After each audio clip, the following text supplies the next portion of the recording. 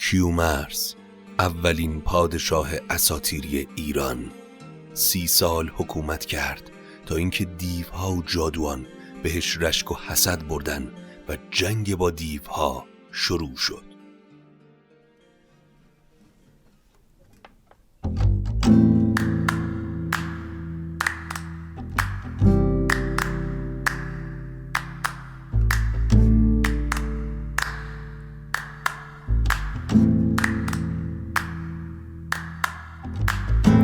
اگه حالت گرفته است، چشات پف کرده و خسته است، پاشو چای دم کن، کیک تو فرن بشین و گوش کن به داستامینوفن.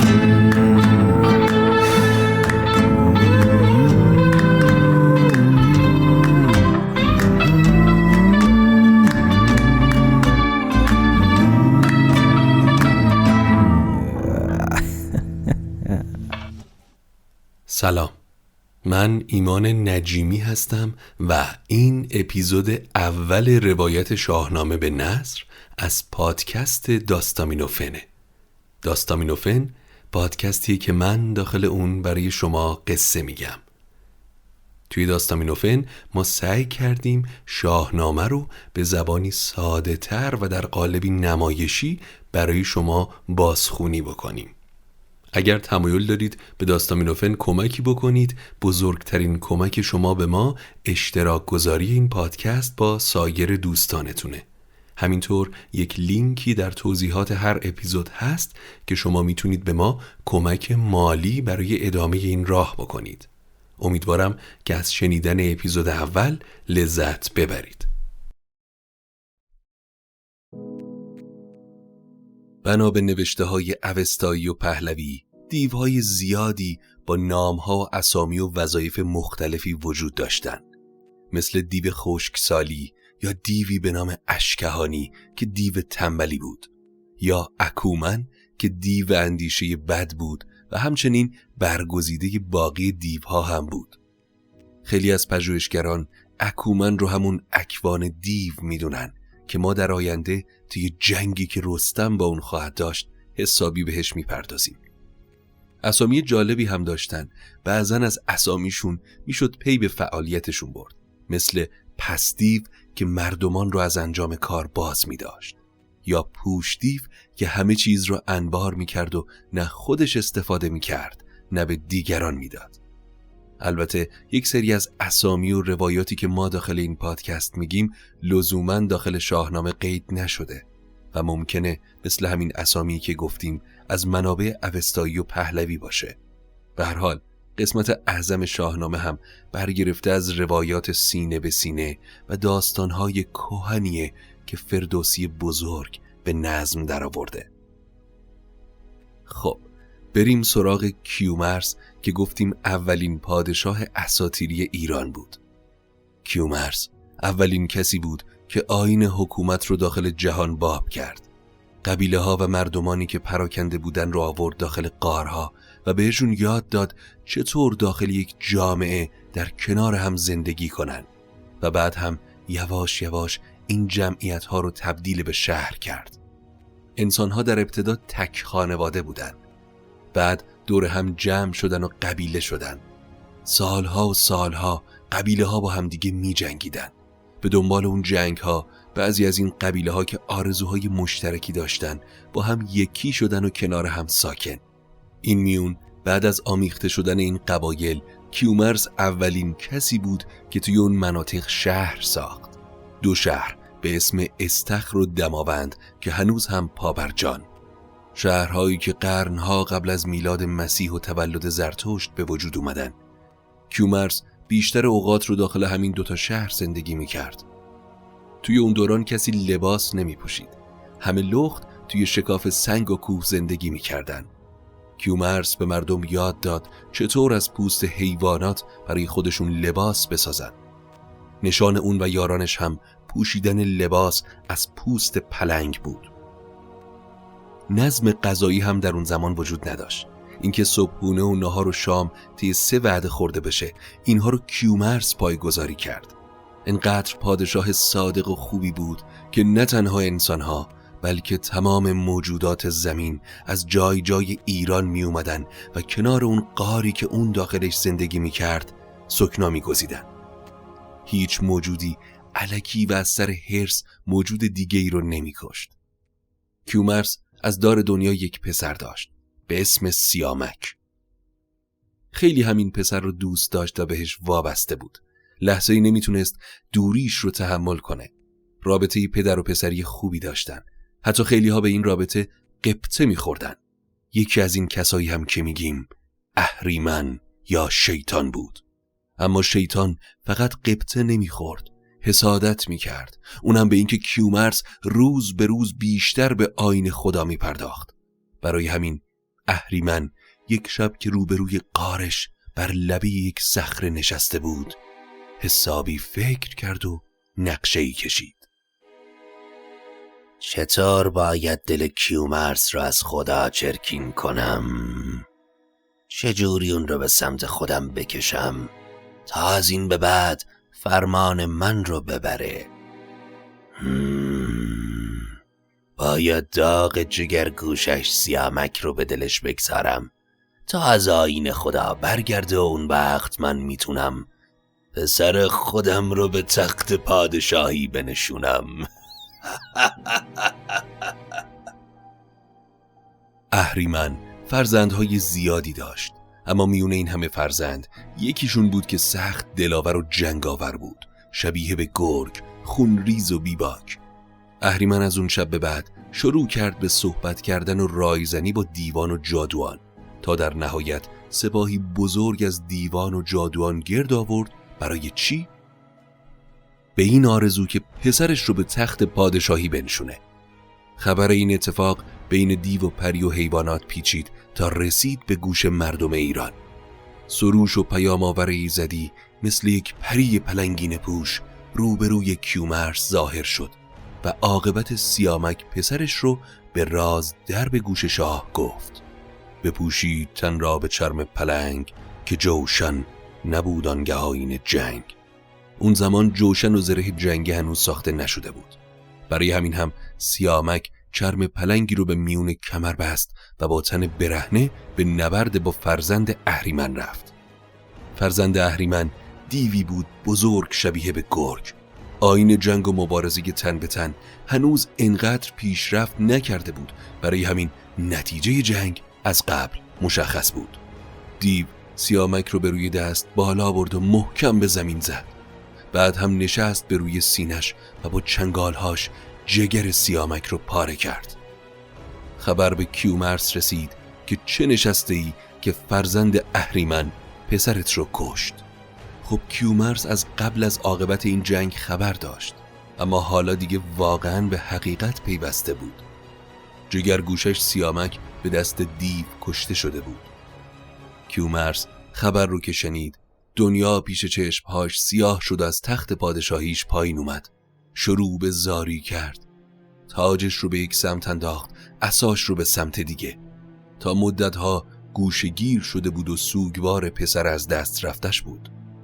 همه لشکریانش حتی موجودات دیگه جمع شدن و یک سال تمام دور غار کیومرث نشستن و عزاداری کردن. دد و مرغ و نخجیر گشت گروه، برفتند ویل کنان سوی کوه. برفتند با سوگواری و درد، ز درگاه آن شاه برخاست گرد. دد اینجا به معنی جانور درنده، نخجیر هم که به معنی اون شکار یا صید. تا بعد از 1 سال دوباره سروش ایزدی پیغام آورد که کیومرث، خداوند به تو سلام میرساند و میفرماید بیش از این زاری مکن. سپاهی بساز و به فرمان من آن دیو بد نهاد و بدکار را نابود کن و روی زمین را از پلیدی او پاک کن. کیومرث پیام سروش رو که شنید به خودش اومد و جون دوباره گرفت. شب که شد با مردمش جمع شدن و سوگند خوردن که انتقام خون سیامک رو از اهریمن بگیرن. سیامک پسری داشت که نزد کیومرث نه تنها نوه عزیزی بود، بلکه حکم دستیار و وزیر کیومرث رو هم داشت. گرانمایه را نام هوشنگ بود. تو گفتی همه هوش و فرهنگ بود. به نزد نیا یادگار پدر، نیا پروریده مرورا به ببر. نیایش به جای پدر داشتی، جزو بر کسی چشم نگماشتی. کیومرث هوشنگ رو فراخوند و رازهای پنهان سروش رو بهش گفت. هوشنگ، من لشکری فراهم میکنم و تو باید پیشرو اون باشی. من پیر شدم و رفتنی هستم پسرم. سالار نو تو خواهی بود. هوشنگ قبول کرد و کیومرث به تمام موجودات پیرو خودش از انسان و حیوان و پریان پیام فرستاد که به لشکر ایران بپیوندند. زمان زیادی نگذشت که لشکر بزرگی از انسان و حیوان و پریان گرد اون جمع شدن. پلنگان جمع شدن، شیر و ببر لشکری ساختن. حتی گرگ ها هم به فرمان کیومرث به صف شدن. وقتی سپاه همه جمع شدن، هوشنگ سرداری سپاه رو به عهده گرفت. خبر به دیو سیاه رسید که کیومرث به سرداری هوشنگ با لشکری عظیم به سوی تو میاد. در اساطیر ایران دیوها همیشه پوستشون تیره است. حتی دیو سپید هم پوستش سیاه ولی موی سرش سپیده، به همین خاطر بهش میگن دیو سپید. دیو سیاه لشکرش رو جمع کرد، به شتاب به سوی سپاه هوشنگ اومد. تا به سپاه ایران رسید آسمان رو پر از خاک کرد. طوفان خاک همه جا رو فرا گرفت. دیوها هم از این فرصت استفاده کردن و به لشکر هوشنگ حمله بردن. دد و دام و دیو و پری با هم درگیر شدن. قوقایی به پا شده بود نگفتنی. پریها چند نفری دیوها رو بلند می‌کردن و به صخره‌ها می‌کوبیدن. دیوها بال پریان رو با چنگال‌هاشون تیکه تیکه می‌کردن. میون این قوقا هوشنگ که با شمشیرش دیوها رو یکی یکی از پا در می آورد، چشمش به دیو سیاه افتاد. کین انتقام در دلش تازه شد، به چالاکی خودش رو به دیو سیاه رسوند. دیو که به خیالش هوشنگ رو هم مثل سیامک با یک حرکت نقش بر زمین میکنه، دست برد که بند از کمر هوشنگ باز کنه. هوشنگ به چالاکی جا خالی داد و کمر دیو رو به چنگ آورد و مثل کوهی به زمینش زد و سریعاً با خنجرش سر از بدن دیو جدا کرد. جهان سر به سر فسان است و بس، نماند بد و نیک بر هیچ کس. وقتی روزگار کیومرث به سر رسید، هوشنگ به جای پدر بزرگ نشست و 40 سال به مردم خدمت کرد، آنچنان که بر 7 کشور پادشاه بود.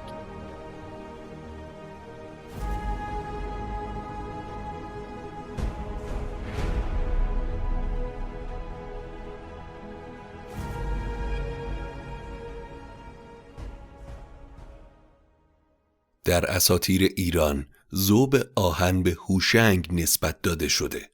وقتی که آهن به دست اومد، آهنگری مهمترین پیشه‌های جهان بود. آهنگران از صنعتگران صاحب نام بودند. چو بشناخت آهنگری پیشه کرد، از آهنگری اره و تیشه کرد. چو این کرده شد چاره آب ساخت، ز دریای ها رودها را بتاخت. به جوی و برود آبها راه کرد، به فرخندگی رنج کوتاه کرد. چراگاه مردم بدان برفزود، پراکند پس تخم و کشت و درود. مردمی که به آهن دست پیدا کرده بودن یواش یواش از اون بهره جستن تا به کشت و زرع بپردازن. تخم پاشیدن، کشت و درو کردن. خلاصه هر کسی نان خودش رو به دست می آورد. تا قبل از دوران پادشاهی هوشنگ مردم همه طعام و غذای روزانه‌شون رو از میوه ها تهیه می کردن. لباسشون هم از لیف و برگ درختان تهیه می شد، تا وقتی که سنگ آتش زنه به دست اومد و آتش به فرمان انسان شد. وقتی انسانها به آتش دست پیدا کردن، برای حفظش و اینکه خاموش نشه یک سری جایگاه یا آتشکده پدید آوردن و روز به روز بر ارزش آتش افزوده شد، تا کار به اون جایی رسید که داخل هر محله‌ای آتشدانهایی ساختن تا آتش همیشه زنده بمونه و مردم بتونن از اون گیرانه یا مشعل بگیرن. خب حالا قصه این رو بگیم که آتش چطور به فرمان انسان در اومد. در زمانهای قدیم معمولاً پادشاه‌ها برای تفریح و عیش و نوش همراه یاران و کنیزکان و غلام‌هاشون به کوه و دشت و دمر می‌رفتن. یه روز از همین روزا هوشنگ همراه با یارانش به کوهستان رفته بود که ناگهان از پشت یک صخره چشمش به هیولای سیاه رنگ و دراز و پرحرکت افتاد. هیولا شبیه به یک مار بزرگ بود. چشمهاش شبیه 2 کاسه خون و دود سیاهی از دهانش بیرون می اومد که هوای کوهستان رو تاریک کرده بود. هیولا که متوجه حضور هوشنگ شد به سمتش حرکت کرد. هوشنگ هم معطل نکرد و تخت سنگی رو به دست گرفت و به جنگ مار افسونکار رفت. با تمام قدرتش سنگ رو عقب برد و به سمت مار پرتاب کرد. مار خودش رو کنار کشید و سنگ با شدت تمام به سنگ دیگه‌ای برخورد کرد و اون سنگ رو شکست. از برخورد این 2 سنگ جرقه‌ای زده شد و شاخه‌های خشکی که کنار تخت سنگ بودن آتش گرفتن. مار که چشمش به آتیش خورد فرار کرد. درسته که مار فرار کرده بود، اما یکی از بزرگترین کشفیات و رازهای دنیا برای هوشنگ و مردمانش روشن شده بود: پدید آوردن آتش.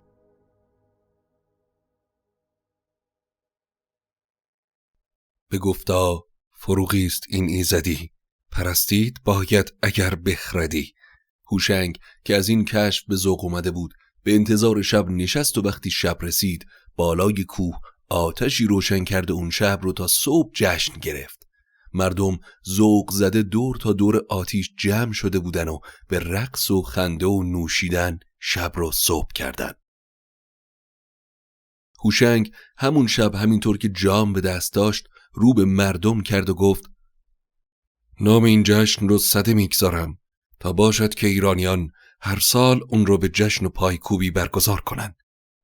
پس جشن سده یادگار هوشنگ شد. به وجود اومدن آتش و بیرون کشیدن آهن از سنگ زندگی آروم و مرفعی رو برای مردم ایران به وجود آورده بود.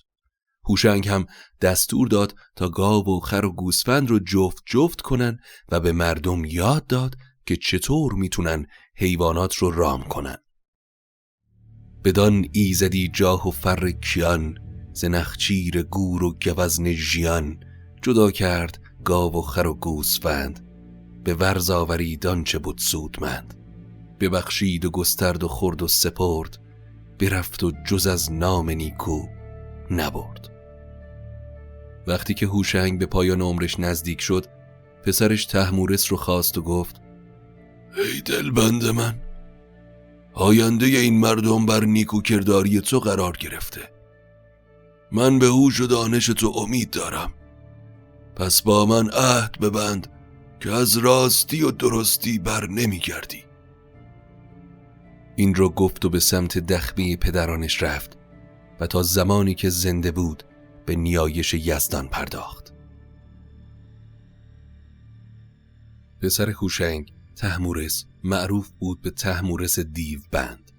در کتب اوستایی گفته شده که طهمورث اهریمن رو به بند کشید و 30 سال سوار اون شد و با اون به همه جای جهان سفر کرد و اهریمن رو وادار کرد تا بهش علم و خط بیاموزه، تا اینکه در نهایت فریب اهریمن رو میخوره و یک روز در البرز کوه با اهریمن به زمین میخوره و اهریمن طهمورث رو که ناتوان شده بود میبلعه.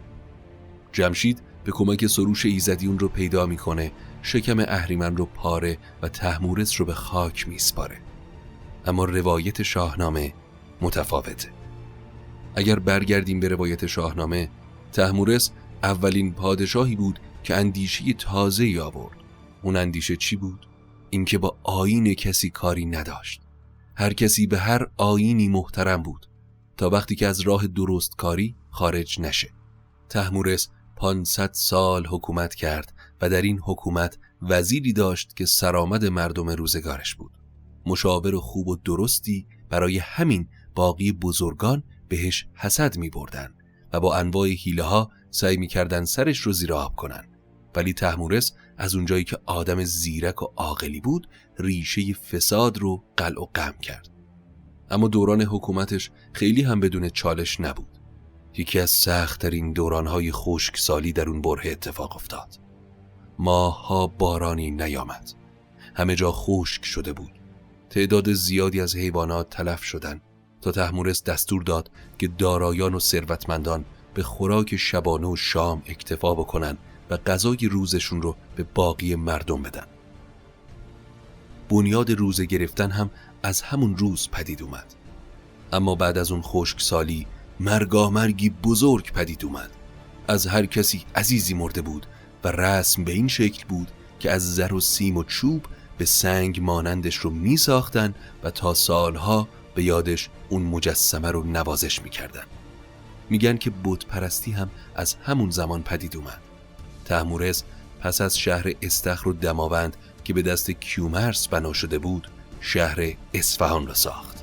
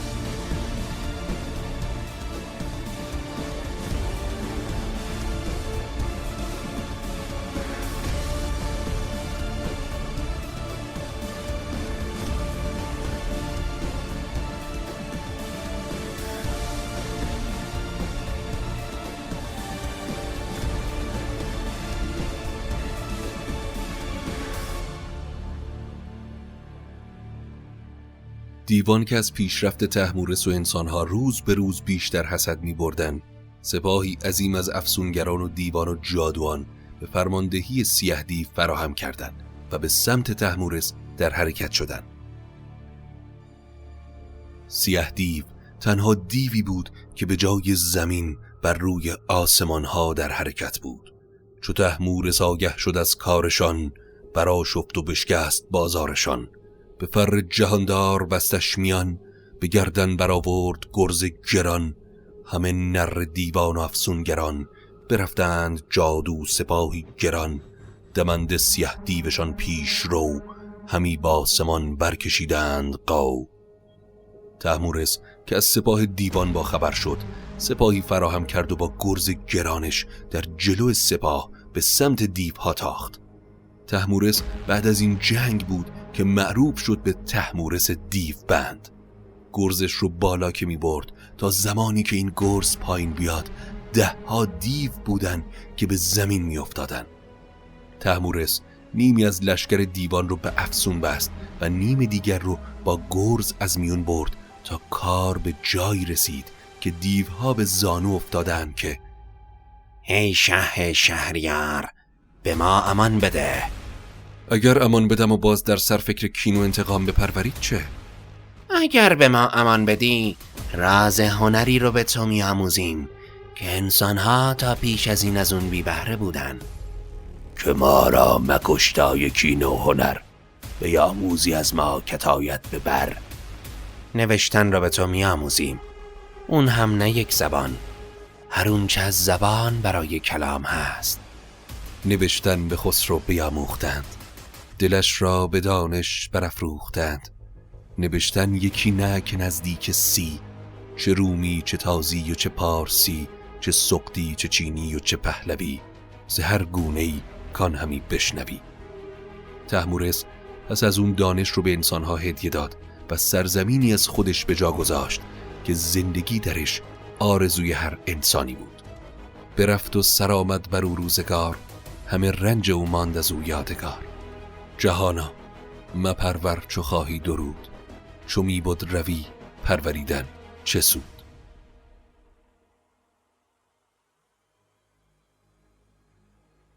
بعد از طهمورث پسرش جمشید که صاحب فر ایزدی بود به سلطنت رسید. هرچه از دانش و نیکی بود در زمان جمشید دوچندان شد. جمشید هم شهریار بود هم موبد. اکثر پادشاهان پیشدادی موبد و کاهن هم بودند. جمشید اولین کسی بود که آهن رو نرم کرد و آلات جنگی مثل سپر و زره و جوشن و کلاه خود ساخت. جامعه رو به 4 بخش طبقه بندی کرد. کاتوزیان و پارسایان رو به کوه فرستاد تا کار دین بکنن و به علم‌اندوزی مشغول باشن. عده‌ای رو در کار سپاه و جنگ قرار داد. گروه دیگه‌ای هم به زرع و کشت و گروه آخر هم دستورزان بودن. بعد از 50 سال به دیوها دستور داد تا خاک رو با آب گل کنن، خشت بزنن و دیوار بکشن. و اولین باری که انسان در بناسازی از هندسه بهره گرفت در دوران جمشید بود. مردم غارنشین خونه ساختن رو یاد گرفتن و گرمابه و کم کم کاخهای بلند ساختن. جمشید کشتی ساخت، از آبها عبور کرد، پزشکی و درمان به مردم آموخت تا کار به اون جایی رسید که خودپسندی برش چیره شد و به گیتی جز به خویشتن ندید. این بود که فرمان داد تختی از زر و گوهر براش ساختن و به دیوها دستور داد تخت رو به روی شونه هاشون بگیرن و به آسمان بلند بشن. جمشید با تخت پادشاهیش به آسمان پرواز کرد، از میون ابرها گذشت و وقتی به زمین اومد مردم جلوی پاهاش جواهر نثار کردند. جمشید اون روز رو روز نو یا نوروز نام گذاشت. بعد از اون هر سال اون روز رو جشن گرفتن و به قول شاهنامه چون این جشن فرخ از آن روزگار، بمانده از آن خسروان یادگار. از اون نوروز 300 سال می‌گذشت. خداوند مرگ و بیماری رو از مردم برداشته بود و اینقدر به مردم خوبی کرد که رنج و بدی رو فراموش کردن. دورانی شده بود که پس از اون دیگه هیچ وقت تکرار نشد. دیوان و بدکاران همه از راه بد برگشته بودن و به فرمان انسانها بودن. همه موجودات به فرمان جمشید بودن، تا جایی که وقتی با تخت پادشاهیش داخل آسمان پرواز می‌کرد، پرنده ها بالای سرش چتر می‌زدن که گزندی از باران و طوفان بهش نرسه. اما روزهای خوب دائمی نبود. اهریمن به سراغ جمشید اومد، اون رو وسوسه کرد تا اونجایی که جمشید خودش رو بالاتر از همه میدید. تکبر و غرور کل وجودش رو پر کرده بود. خودش رو دیگه به جای خدا میدونست تا بالاخره روزی دستور داد همه پهلوان‌ها و دانایان جمع شدن. وقتی همه جمع شدن به ایوانش وارد شد و گفت: ای مردم، این جهان رو من آفریدم. هنر در جهان از آن منه. خوردن و نوشیدن، خفتن و آرامشتون از منه. به من بگید چه کسی از من برتره؟ هیچ کدوم از مردمی که ایستاده بودن لب به سخن باز نکردن. همه شگفت زده به جمشید زل زده بودن. مگه من نبودم که بیماری و مرگ رو از شما برداشتم؟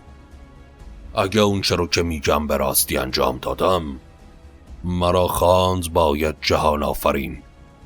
هنر در جهان از من آمد پدید، شما نام بر تخت شاهی ندید.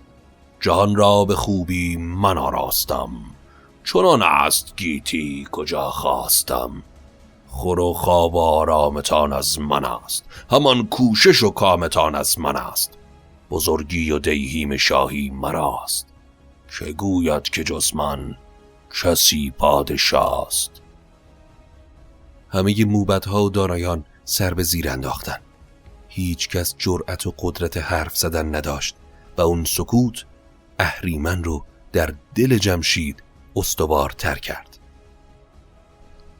23 سال گذشت. 23 سالی که جمشید از پروردگار بریده بود. خودش رو جهان آفرین میخوند. توی اون مدت تمام سپاه از اطرافش پراکنده شدن و کارها به هم ریخته بود. به یزدان هر آن کس که شد ناسپاس، بر او اندر آید ز هر سو هراس. روز به روز خداوند مرحمتش رو از جمشید بر می داشت و فرح ایزدی از اون دور می شد. اما جمشید روز به روز بر خدایی خودش بیشتر تکیه می کرد. به خودش غره می شد تا خداوند به جمشید خشم گرفت. لرزش سهمگینی به دلش افتاد. اما دیگه دیر شده بود. جمشید خون گریه می کرد. اما روز به روز فر ایزدی از اون دورتر می شد تا اینکه کار جمشید به تلخی و نیستی رسید.